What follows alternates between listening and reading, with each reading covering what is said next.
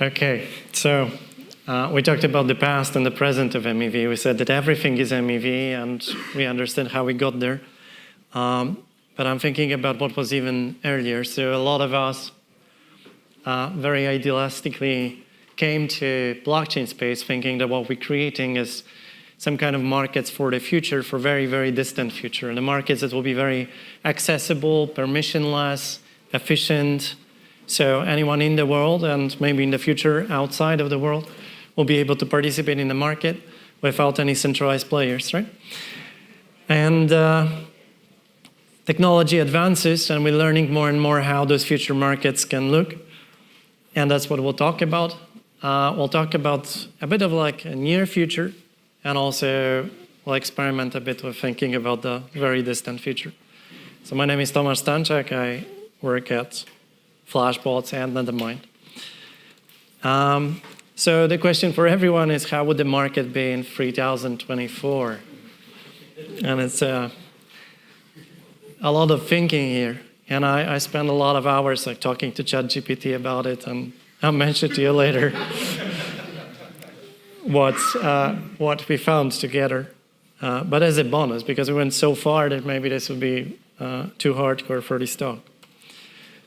So I'll go back in time, not so far. So when we realized electronic trading practically started in 1971, not that long time ago. If I think that from 1971 to 2000, this is when the electronic trading practically flourished and became ubiquitous and used for almost majority of the markets that had significant volumes. Even just like maybe last year or so, some of the last outcry trading pits were closed in Chicago. So people are still going to trade floors and shout their prices, maybe even nowadays, but it's disappearing. So we're trading electronically. This is normal for us, and the transition happened over 30 years, and the blockchain started in 2009. So we can think of maybe the equally substantial transition over 20 or 30 years in the blockchain space. So the expectation is the blockchain will become the future for the market. Well, we asked those questions as well. And the Flashboys was a book published in 2014, and then we also mentioned Flashboys 2.0 2019 as bringing some concepts from traditional markets to the blockchain markets. We realized that we have the same problems on a different scale, maybe in slightly different technological environments, but similar problems. And if we start thinking about traditional markets, blockchain markets, and you look at the trading, we start to use more and more often the same language, solve the same problems, and there would be a suggestion, maybe there is some convergence, that those markets will become one. And the on-chain trading, even as we say that blockchain started in 2009, we can think of history of Ethereum and through stable coins and DeFi, all the way to nowadays talking about MEV a lot as this recent history of the on-chain markets. What will happen next? We'll talk probably a lot about PBS, as we mentioned already, trusted execution environment markets like SWAV. You've heard of SWAV a few times in the previous presentations. And I think a lot of thinking about the future of markets is thinking about how do we build the markets for AI? Will we build the markets for AI, or AI builds the markets for themselves? And that bonus thing will be interplanetary markets and the ChatGPT conversations. So when I say the same problems that we face in traditional financial markets and the blockchain markets, so how many of them did we solve on blockchain? Because when we come to blockchain, we say, oh, blockchain is revolutionary. It provides this immutable ledger. It provides permissionless access. It provides like never stopping virtual machines that keep pushing things and nobody can stop them, right? They're decentralized, so we provide decentralization. We talk about cryptography in blockchain giving us the ability to encrypt things and decrypt them conditionally. But the problems of trading is like liquidity. Liquidity problem remains, like, and the fragmentation of liquidity across different venues, different chains. Now we're talking about the bridging problems. The limited access problem of the markets, like if the markets were some of the most developed markets would be not available for the non-developed countries. And I'll argue that much of those problems will just move to blockchain because they are not technical problems. They are very often the problems that exist outside of technology in the real world. The front-running and latency problems. Well, blockchain started with 15 seconds blocks on Ethereum, now 12 seconds. Obviously, front-running and latency will both matter. Scalability will be probably the problem of any system that tries to keep growing and giving more capacity for trading. Market manipulation problems. Well, this is not related to technology. Cybersecurity risks, they stay probably to some extent. Well, we have constant hacks of the smart contracts. The systemic risks. I think very often we haven't seen yet like the proper systemic risks on blockchain. And we may see them with some of the major stablecoins collapsing or the staking, restaking leading to some major collapses around Ethereum and major protocols. So we've seen things like FTX happen. I think they were just very, very small comparing to what is awaiting us and what we'll have to deal with. It'd be like the chain, major chain like Ethereum stopping because of the major issue with the clients. Insider trading, well, this exists outside of chain. Can you hard code on chain in smart contracts the protection from insider trading? Operational risks, well, again, like deploying of smart contracts, problems with executing the tech. So many problems stay, and we'll have to solve them together, and we'll solve them either through some technology improvements or through regulation. And probably AI systems will be helping us with that, both in the traditional markets and blockchain. So once again, blockchain solutions brought permissionlessness, notarization, decentralized encryption. I said decentralized encryption because when you think about things like trusted execution environment, SGX, and encryption models, well, you can use them in traditional markets. When we think about SWAF, could you deploy SGX system that would allow you to deploy algorithms, attestation to the systems, attestation to the algorithms used, and allow people to trade within that system on a centralized market? And you would have also a promise that nobody modified the program because you have exactly the same promise of attestation. So, well, you do that on blockchain in a decentralized way, so some improvement, but it's worth always to come back and think like which problems we really solve. Composability on blockchain, for sure this is a great improvement in a sense that we bring the layer that is common for everyone through Ethereum models, but at the same time we bring multiple different chain models and bridging, and solutions like Solana and Ethereum will be very much incompatible, so we're losing composability very often through the competition. So is the problem with technology or just the competition by itself causes composability trouble? Could we provide all of those without blockchains? At the same time, is the blockchain enough to ensure the problem solving? Coming back to a few things from the past and how they change nowadays. So I was reading how the open outcry model worked in the sense that when I started looking at those videos of people shouting prices and the signals that they would show to signal the trades they wanted to execute, right? They were shouting prices, showing prices and showing the quantity. And I thought like, well, so was front running there? Like, was it a public mempool practically? As you could just look at all of this and all transactions were in the open. And this seems intuitive, natural. I asked the questions in my conversations with ChatGPT. How would you avoid it? How would you protect? And there were regulators and there was monitoring and people were observing. And also the fact that everyone was trading in public was assuming that everyone was putting their reputation at stake. So you didn't have you didn't hide your identity, right? So everyone was looking who is behaving not the way that they would like to, and they would block them from the market or invoke the regulatory action against it. And in a way, we, like as blockchain community, like the MEV community, we started looking at a public mempool and we started thinking of, well, who can we identify and call them out as like their reputation is at stake. And very often when we look at the market makers, we think that, and Nathan mentioned that, like just be nice in a sense, that they don't expect people to be nice, but that reputation systems work as the social consensus model to much extent. So once again, we didn't solve that by technology, but by the sheer nature of human interactions. So once again, a question, what will happen with the AI markets? Well, you have there the risk of reputation.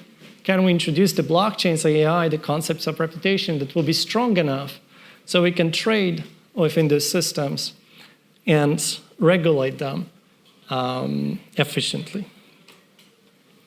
Now, the dark pools, this is probably as well in Budapest, just less people.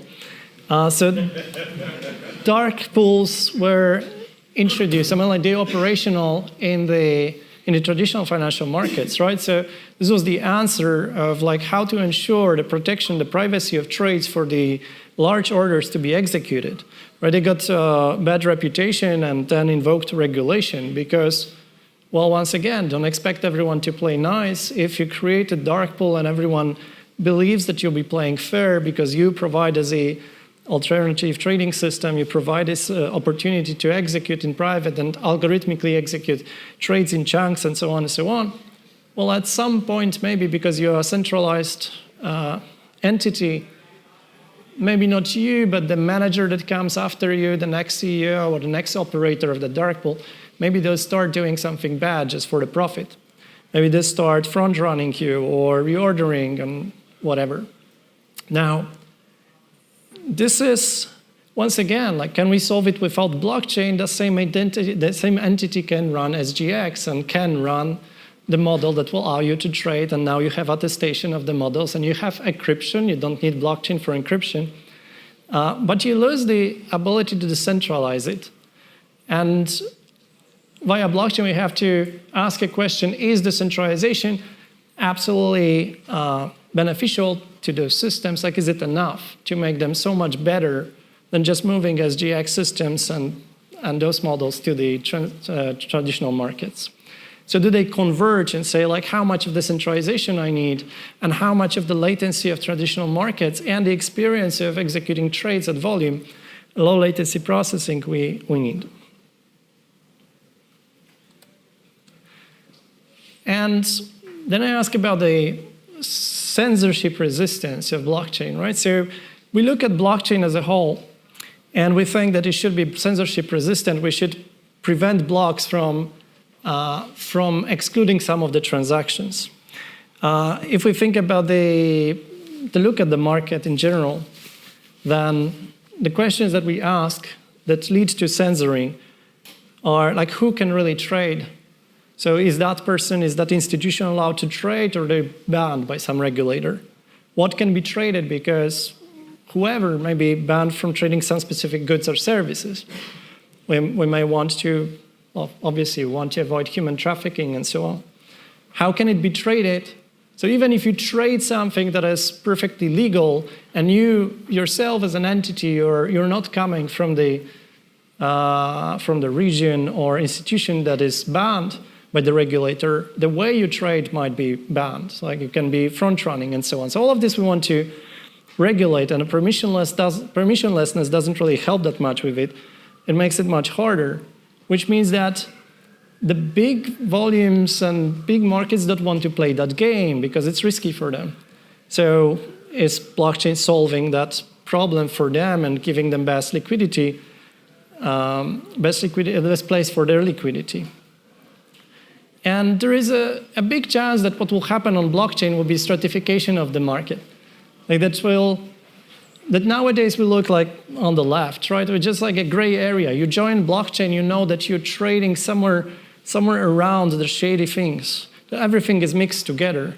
And that's why very often blockchain is targeted by the regulators. They say, like, blockchain is a bad place because you cannot avoid trading the dark market there, or like being even commingling assets. And what we see from institutions now is that they want that second thing. Like, they want to just put it in layers and say that for anything that I trade on this blockchain, I want to make sure that my assets will never touch that black market area.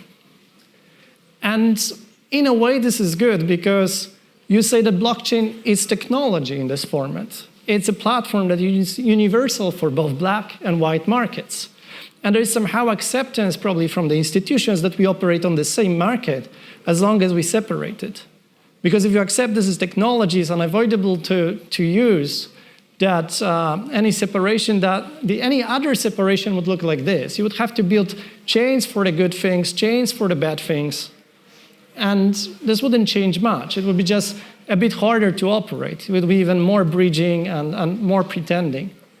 And how to efficiently build this? Well, I think this will happen. Will it be efficient? Probably will be very, very tiring. But I don't think we can avoid KYCing on blockchain.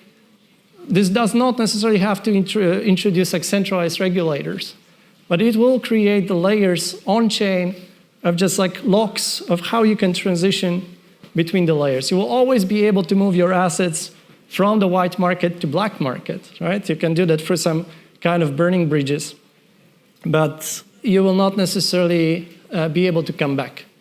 Because some players will say, I don't want to trade with you. I want to exist in that space that is regulated by, like self-regulated even.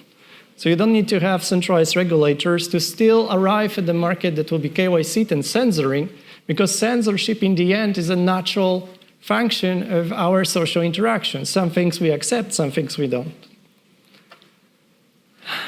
And with all of this and introduction of AI agents, I will ask, like, will we have an AI regulator, some AI systems that will deploy within those dark pools, that will act on behalf of deciding what is right and what is wrong? So definitely with the new technologies, we can say that not only we designed this AI regulator, but we want to make sure that it always behaves in a predictable way, that it's not corrupted by someone, not having bias. So for sure, the technology around ZK, ZKML probably, verification of model execution will be integrated into the dark pool. So I'm saying yes, everything probably will happen on blockchain, but not for the permissionlessness, not for the like accessibility without KYC, not because of encryption, not even because of decentralization, but probably only and only because of the function of the general ledger and notarization. And sometimes we think that like all of these other things are just intermittent. Like the fact that everyone can access it is just temporary, because in the end we simply separate always the world into layers, and we decide who will be allowed to each layer. And temporary blockchain is just this mix that allows everyone, but it will not be probably forever. And even if you can access blockchain, but you cannot access 99% of the liquidity on the blockchain. Can you really access anything? Not necessarily. So I think the blockchain will be there in 1,000 years, probably looking very different. It will be there mixed with some crazy encryption models, with some AI, maybe without us anymore. It feels like blockchain is a very natural solution for AI to just talk to each other, to trade, to verify each other's actions, and to look at the history. So does it mean that there will be convergence? Yes, because it feels unimaginable that there will be no need for the centralized trusted ledger, and all the other functions can be built on top, and all the other functions already feel natural for the financial markets. So the blockchain itself will be lowering latency. We'll be introducing more and more scalability and capacity. We'll be stratifying the market into multiple layers of like how good the market is. And traditional finance will be tokenizing everything so it can be digitally traded, because no other trading models will be efficient enough. And that bonus that I mentioned, so what ChatGPT told me, well, for 1,000 years forward, you have to start thinking about time relativity. So if you're running a hedge fund, maybe you want to run it on a very fast-moving ship. And how do you really agree on time if your nodes are in different time systems? So it's an interesting read. So try to have this conversation as well. Think about 1,000 years ahead. Thank you so much.